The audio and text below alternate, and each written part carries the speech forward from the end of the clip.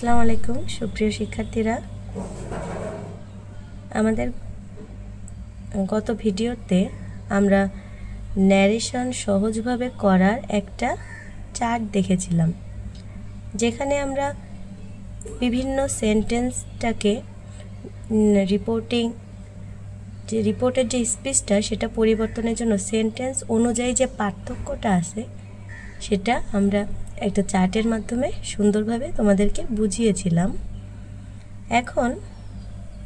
এখন আমরা ডিরেক্ট থেকে ইনডিরেক্ট করার জন্য বেসিক যে কিছু পরিবর্তন আছে সেই পরিবর্তনটা সম্পর্কে জানবো, এবং এই পরিবর্তনটা জানার পরে আমরা কি করতে পারবো, সরাসরি উদাহরণের মাধ্যমে আমরা পরিবর্তন করে দেখাবো। এখন প্রথমে আমরা দেখি, যদি ডিরেক্ট সেন্টেন্সের মধ্যে কাম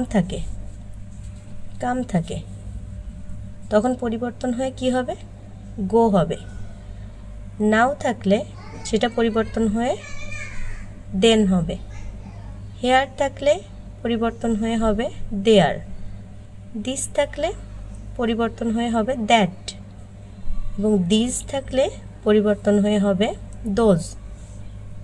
টুডে থাকলে হবে দ্যাট ডে। ইয়েস্টারডে থাকলে হবে দ্য প্রিভিয়াস ডে, এবং টুমরো থাকলে হবে the next day. Last night থাকলে হবে the previous night.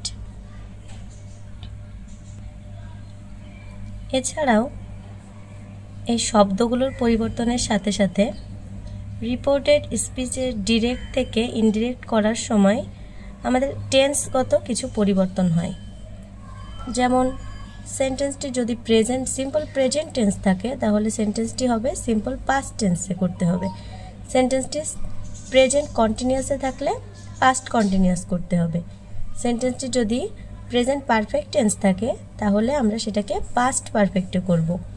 সেন্টেন্সটি present perfect continuous থাকলে সেটাকে আমরা পাস্ট পারফেক্ট কন্টিনিউয়াস করব।